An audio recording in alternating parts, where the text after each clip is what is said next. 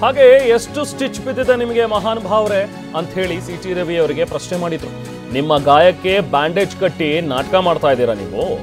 ನಿಮ್ಮ ಮುಖ ಉಳಿಸ್ಕೊಳ್ಳೋದಕ್ಕೆ ನಕಲಿ ಪೆಟ್ಟು ಬೇಕಾಗಿತ್ತು ಅಷ್ಟೇ ನಿಮಗೆ.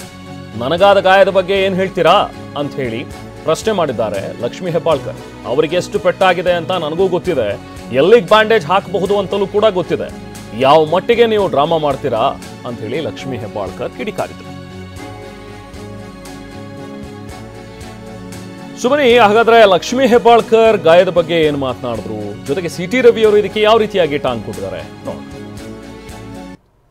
ಉಳಿದ ಸಂಗತಿಗಳ ಬಗ್ಗೆ ಅವರು ಯೋಚನೆ ಮಾಡ್ತಾರೆ. ಮತ್ತು ನಾನು ನೀವೆಲ್ಲರೂ ಕೇಳಿದಾಗ ಹೆಡ್ ಇಂಜುರಿ ಬಗ್ಗೆ ನಾನು ಭಾಳ ಸ್ಪಷ್ಟವಾಗಿ ಹೇಳಿದ್ದೀನಿ. ಡೀಪ್ ಇಂಜುರಿ ಆಗಿಲ್ಲ, ಒಂದು ಲೈಟಾಗಿ ಇಂಜುರಿ ಆಗಿದೆ ಅನ್ನೋದನ್ನು ಇಲ್ಲೂ ಹೇಳಿದ್ದೀನಿ, ಪಬ್ಲಿಕ್ಕಲ್ಲೂ ಹೇಳಿದ್ದೀನಿ, ಎಲ್ಲರಿಗೂ ಹೇಳಿದ್ದೀನಿ, ಯಾರು ಕೇಳಿದವ್ರಿಗೂ ಹೇಳಿದ್ದೀನಿ.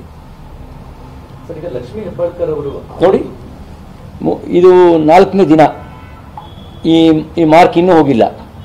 4ನೇ ದಿನ ವರ್ಲ್ಡ್ ಮ್ಯಾಪ್ ಥರ ಇದೆ ಮಾರ್ಕು. ಇದು ಯಾರು ಮಾಡಿದ್ದು? ಈ ಥರದ 3-4 ಮಾರ್ಕ್ಗಳು ನನ್ನ ಪಕ್ಕೆಲುಬು ಬೆನ್ನಿನ ಹಿಂದ್ಗಡೆ ಇದೆ.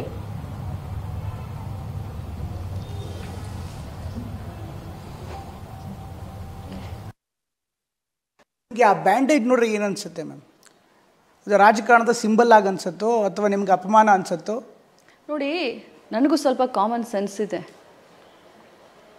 ಅವ್ರಿಗೆ ಎಷ್ಟು ಪೆಟ್ಟಾಗಿದೆ, ಏನಾಗಿದೆ, ಬ್ಯಾಂಡೇಜ್ನ ಎಲ್ಲಿ ಹಾಕ್ಬೋದು, ಎಲ್ಲಿ ಬ್ಯಾಂಡೇಜ್ನ ಸುತ್ತಬಹುದು ಅನ್ನೋದು ನನಗೂ ಗೊತ್ತಿದೆ.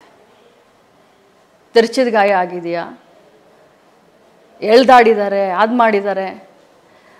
ನೀವು ಸುಮ್ಮನೆ ಹೋದ್ರಾ? ಯಾವ ಮಟ್ಟಕ್ಕೆ ನೀವು ಡ್ರಾಮಾ ಮಾಡಿದ್ರಿ ಅಂತ ಹೇಳಿ. ನಿಮ್ಗೆ ಎಷ್ಟು ಸ್ಟಿಚಸ್ ಬಿದ್ದಿದೆ ಅಂತ ಕೇಳ್ತೀನಿ. ನಿಮ್ಗಾಗಿರೋ ಗಾಯ ನನಗಾಗಿರುವಂಥ ಗಾಯ. ನಿಮ್ಗಾಗಿರೋ ಗಾಯ ಎಟ್ಲೀಸ್ಟ್ ನೀವು ಬ್ಯಾಂಡೇಜ್ ಕಟ್ಕೊಂಡು ನಾಟಕ ಮಾಡ್ತಾ ಇದ್ದೀರಾ. But what about my pain? It's a question of a integration. ನನ್ನ ಇಂಟಿಗ್ರಿಟಿ. ನಾನು ಸುಮ್ಮನೆ ಇರಲ್ಲ. 26 ವರ್ಷ ರಾಜಕಾರಣದಲ್ಲಿ ರೆಡ್ ಕಾರ್ಪೆಟ್ನಲ್ಲಿ ಬಂದವಳಲ್ಲ ನಾನು. ಸಂಘರ್ಷ ಮಾಡಿ, ಕೆಲಸ ಮಾಡಿ, ಸಾಮಾನ್ಯ ಕಾರ್ಯಕರ್ತೆಯಿಂದ ಇವತ್ತು ಒಂದು ಮಂತ್ರಿ ಸ್ಥಾನಕ್ಕೆ ನಾನು ಬಂದಿದ್ದೀನಿ ಅಂತಂದ್ರೆ ಐ ಹ್ಯಾವ್ ಅರ್ನ್ಡ್ ಇಟ್. ನಿಮ್ಮ ತರ ಗೋಸುಂಬೆ ತರ ದೇವ್ರ ಹೆಸರಿನಲ್ಲಿ ದತ್ತಪೀಠ, ದತ್ತಮಾಲೆ, ಸಮಾಜವನ್ನ ಒಡೆದು ಸಮಾಜದಲ್ಲಿ ಬೆಂಕಿ ಹಾಕಿ ನಾನು ಬಂದೆಲ್ಲ.